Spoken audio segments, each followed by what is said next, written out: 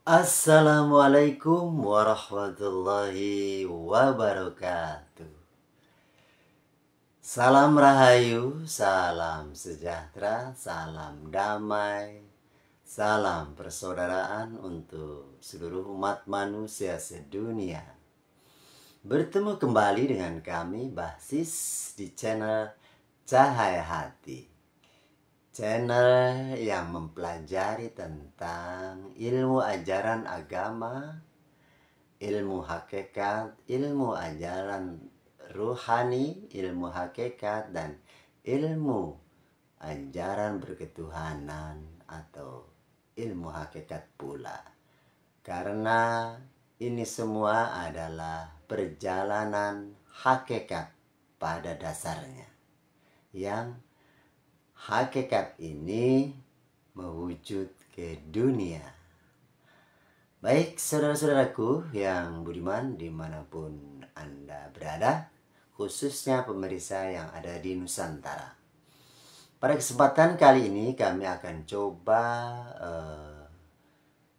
menyampaikan suatu pemahaman ilmu yang berkenaan dengan ilmu hakikat. Ya, ilmu hakikat yang menjadi inti dalam kehidupan di dunia ini, yaitu sesungguhnya daripada jasmani ini hakikatnya adalah ruhani, ya, unsur dari Sang Maha Rohani. Kemudian dunia hakikatnya itu adalah akhirat, unsur dari alam Sang Maha Akhirat, Tuhan yang Maha Esa, Tuhan yang menciptakan alam semesta ini beserta isinya. Baik, kita pahami bersama bahwa pada video-video yang lalu kami pernah dan sering menjelaskan tentang hakikat dari perjalanan hidup manusia dan kehidupan di dunia ini. Sama-sama kita ketahui, saudara-saudaraku, bahwa alam semesta ini, dunia ini, serta isinya itu ada yang menciptakan, ada yang membuat, ada yang menguasai, ada yang mengkondisikan, karena ini semua adalah suatu tanda kebesaran Sang Pencipta atau tanda kehidupan dari Sang Maha Hidup. Dia yang menciptakan alam semesta ini adalah yang maha kuasa, yang maha segalanya, yang maha tak terhingga, di alam yang tak terhingga pula. Dia berdiri dengan sendirinya di alam yang sangat rahasia, karena dia Sang Pencipta yang dia sangat rahasia.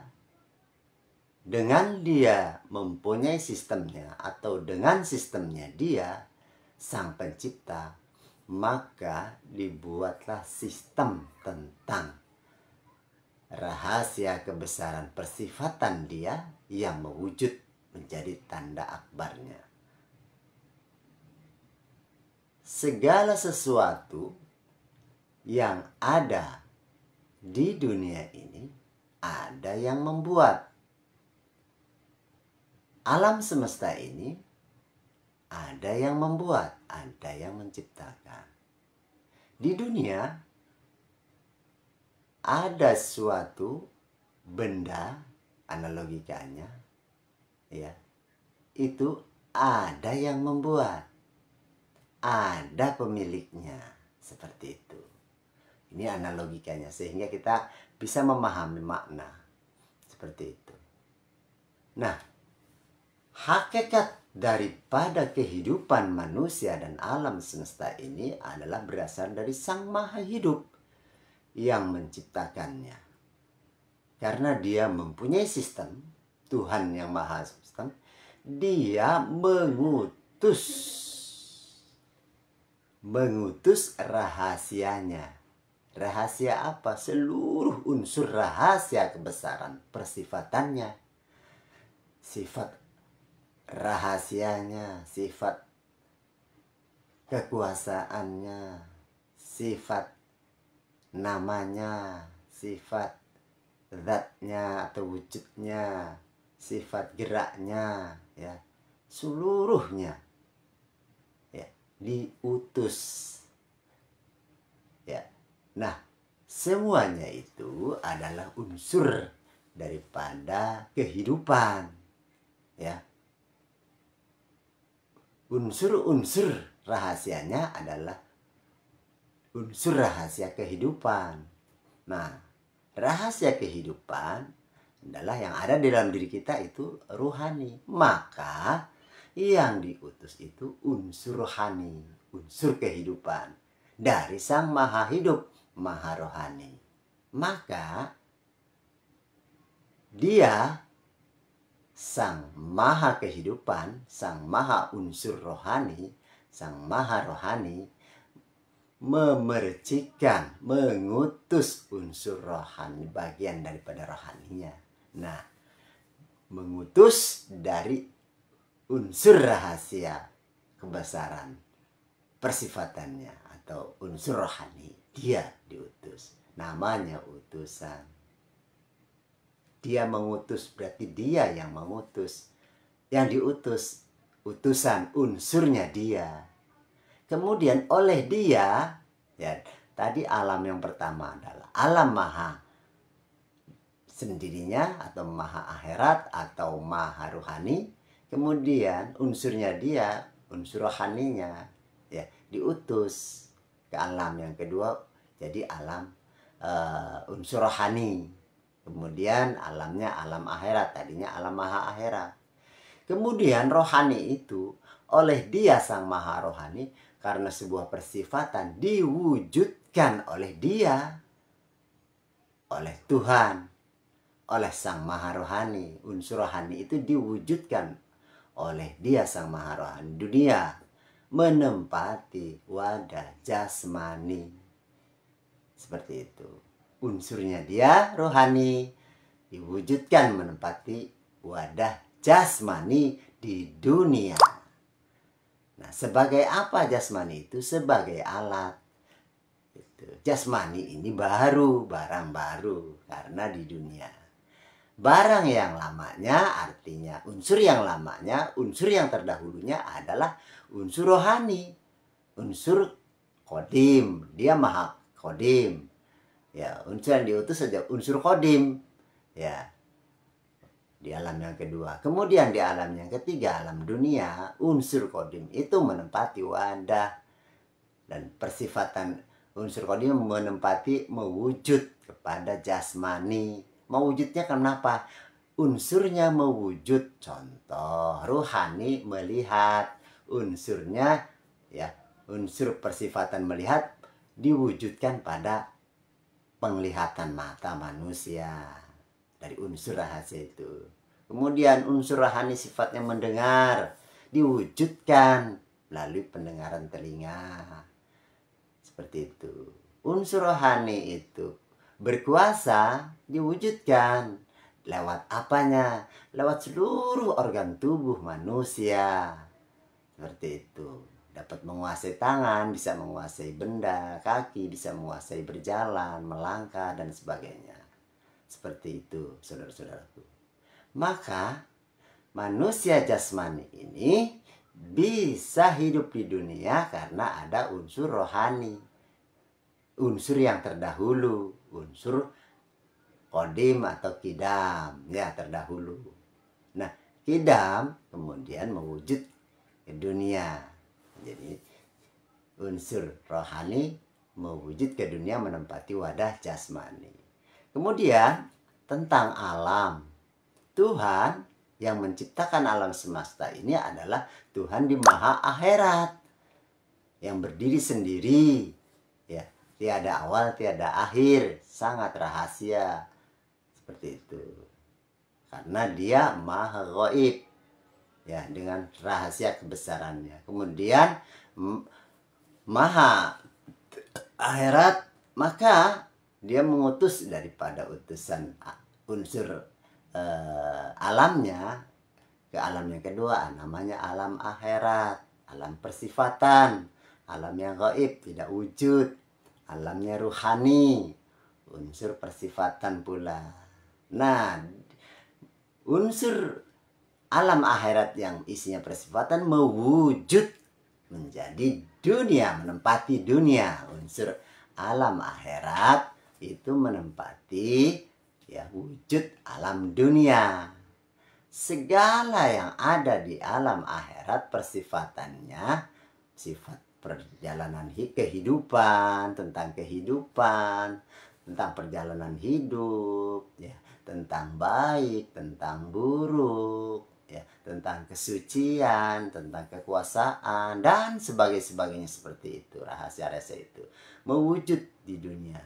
Apa yang ada di dalam diri manusia, ya, semuanya unsurnya itu, dan alam semesta ini awalnya adalah suatu persifatan, ya, rahasia.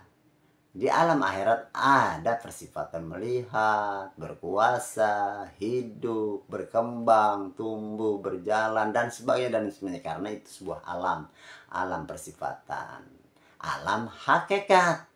Kemudian mewujud ke dunia, ya, alam dunia, alam baharu. Nah, maka dunia hakikatnya adalah alam akhirat yang mewujud, alam persifatan yang mewujud. Kemudian manusia ini hakikatnya adalah ruhani, unsur persifatan Tuhan, unsur rahasia kebesaran persifatan Tuhan yang mewujud ke dunia melalui jasmani. Siapa yang mewujudkan? Tuhan, Tuhan juga yang maha, ya, Tuhan yang maha segalanya. Maka kita harus mengetahui tentang hakikat. Carilah ilmu hakikat, ilmu rohani, ilmu yang sebenar-benarnya. Kalau kita sadar, carilah ilmu kesadaran tertinggi. Kalau kita ini jasmani, carilah ilmu rohani. Ya, kalau kita di alam dunia, carilah ilmu akhirat. Carilah guru yang membimbing, ya, yang mengajarkan tentang ilmu ruhani dan ilmu akhirat. Siapa dia? Ya, dialah yang diutus awalnya Nabiullah Adam alaihissalam, ya, seorang manusia yang jasmaninya adalah unsur dari unsur rohani, utusan Tuhan, unsur rohani Tuhan yang mewujud ke jasmani Nabi Adam di alam dunia. Nah, dahulu Nabi Adam, kemudian Nabi Adam wafat, pewarisnya terus sampai dengan Nabi Muhammad. Nabi Muhammad wafat, terus sampai dengan di zaman ini ada pewarisnya, manusia yang dipakai untuk, ya, membawa ilmu rohani, ilmu akhirat, seperti nabi-nabi terdahulu, seperti beliau-beliau terdahulu, seperti guru-guru rohani terlebih dahulu, seperti itu. Ada sama, saudara-saudaraku. Nah, inilah yang terpenting. Jadi kita semua umat manusia sedunia, apapun itu merek agamanya, apapun itu merek kepercayaannya, carilah guru yang mengajarkan tentang ilmu hakikat, ilmu rohani, ilmu akhirat, ya, perjalanan akhirat yang mewujud di dunia.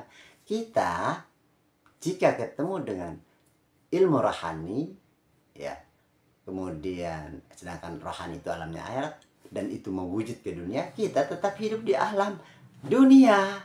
Namun kita prakteknya adalah praktek ilmu rohani dan ilmu akhirat yang mewujud dunia. Sedangkan ilmu rohani, alam akhirat itu ilmu kesucian dari Sang Maha Suci, perjalanan kesucian, perjalanan kehidupan suci dari Sang Maha Suci, sehingga nanti di dunia menjalankan hal-hal yang berkenaan dengan kesucian diwujudkan oleh manusia di dunia, dan hasilnya akan menjadi rahmat, kebaikan, kasih sayang, cinta kasih damai, dan menjadi kemuliaan. Seperti itu. Dan tidak ada pamrih. Tugas manusia hanya mewujudkan unsur kesucian, unsur rohani yang mewujudkan jasmani, unsur melihat yang suci, unsur berbagi, kasih dan sayang yang suci. Karena itu semua hakikatnya adalah Tuhan yang mewujudkan, yang memberikan lewatnya manusia atau jasmani manusia dan alam dunia ini. Tanpa ada unsur Tuhan, unsur rohani, hakikatnya jasmani tidak bisa hidup, tidak bisa berbuat, memberi, kasih sayang, melihat, mendengar dan sebagainya. Dunia pun tanpa ada alam akhirat tidak ada dunia ini. Maka dengan adanya alam akhirat, ya Tuhan diketahui sebagai Sang Pencipta, Sang segalanya, Sang Maha Besar, maka wujudlah ya persifatan Dia di dunia sebagai tanda akbarnya, kebesarannya, maha segalanya, seperti itu. Nah, kita manusia ini ya sebagai utusan di dunia, khalifah di dunia, ya untuk mewujudkan rahasia kebesaran persifatannya sebagai alat, sebagai wadah, sebagai sarana untuk mengimplementasikan, untuk menyatakan, untuk merealisasikan dari unsurnya Dia di dunia diwujudkan. Dan pada hakikatnya pun yang mewujudkan itu adalah Tuhan juga, unsur rohani. Ya, di alam dunia ini, yaitu alam akhirat yang mewujudkan dunia. Seperti itu. Bukan kita manusia, kita la haula wala quwata illa billah, kita tidak punya apa dan tidak apa-apa karena kita saja diciptakan. Jadi kita tidak mampu apa-apa. Jadi kita ya hakikatnya sebenarnya tidak boleh sombong, karena kita bisa hidup, bergerak dan sebagainya, memberi ini dan punya apa-apa itu karena unsurnya Tuhan. Jadi punya milik Tuhan semua. Nah, siapa Tuhan yang ada kaitannya dengan utusan manusia yang dikasihi, yang disayangi, dicintai? Ya kekasihnya itu, ya yang dipilih, yang ditunjuk, yang dikehendaki sebagai manusia pilihan Tuhan. Dia guru rohani ya, yang zahir, seperti itu. Nah, carilah guru rohani agar kita bisa mempraktekkan ilmu rohani yang mewujud pada jasmani, dan kita mempraktekkan alam akhirat yang mewujud ke dunia, sehingga perjalanan kita manusia hakikatnya adalah perjalanan rohani di alam akhirat yang mewujud ke dunia. Dan yang apapun itu sesungguhnya yang mewujudkan adalah Tuhan juga, bukan kita, ya bukan manusia sebagai alat saja, sebagai nama, sebagai tempat, ya tempat sarana. Itu pun Dia pula yang menciptakan. Ya, itulah kebesarannya, itulah rahasia Tuhan yang ada pada diri kita. Demikian saudara-saudaraku, ya, untuk seluruh umat manusia sedunia, pahami. Kita harus mencari hakikat diri kita, yaitu unsur rohani, dan kita harus memahami dan mencari ilmu akhirat yang hakikatnya mewujud ke dunia. Dunia ini adalah hakikatnya akhirat, jasmani ini adalah hakikatnya rohani. Seperti itu. Jadi itu yang harus kita pahami, sehingga kita tahu kehidupan ini adalah kehidupan Tuhan, bukan kehidupan kita. Jadi menjaga kesucian Tuhan, menjaga marwah daripada perjalanan kesucian Tuhan. Demikian yang dapat kami sampaikan. Ya, kurang lebihnya mohon maaf jika ini menjadi pemahaman, pencerahan ilmu tentang hakikat, ya, tentang menuju Tuhan, perjalanan Tuhan, dan kita wujudkan di dunia di horizontal. Ini adalah ilmunya guru kami, pemahaman guru kami hanya dipahamkan dan kami belajar. Kami hanya seorang murid saja. Jika ada salah, inilah saya sebagai murid, jika kebenaran dan ilmu semuanya milik guru kami yang mulia, Tuhan Guru Mursyid, yang mengajarkan kami, memimpin kami dalam perjalanan kehidupan di dunia ini, yang melalui ilmu hakikatullah, tarikatullah, yaitu ilmu rohani, perjalanan akhirat, perjalanan Sang Maha Akhirat, Sang Maha Rohani yang mewujud di dunia. Seperti itu. Kurang lebihnya kami maaf bila ada tutur kata yang kurang berkenan. Ya, jika ini menjadi penting bagi seluruh umat manusia sedunia, silahkan pahami dan renungkan. Kami dari Sekolah Tinggi Ilmu Ketuhanan, Majelis Dzikir Tarekat Naqsabandiyah Khalidiyah Nusantara, menyampaikan ilmu hakikatullah, ilmu ketuhanan yang datangnya dari Tuhan Sang Pencipta alam semesta ini. Salam rahayu, salam sejahtera, salam damai, salam persaudaraan untuk seluruh umat manusia sedunia. Ajaran agama adalah ajaran rohani, ilmu rohani dari Sang Maha Rohani, ilmu kesucian, dan kita wujudkan untuk diwujudkan dengan kesucian menjadi tatanan kehidupan yang mulia, damai, serta cinta kasih. Wassalamualaikum warahmatullahi wabarakatuh. Ilahi anta maksudi wa ridhoka matlubi. Salam damai selalu untuk seluruh umat manusia sedunia.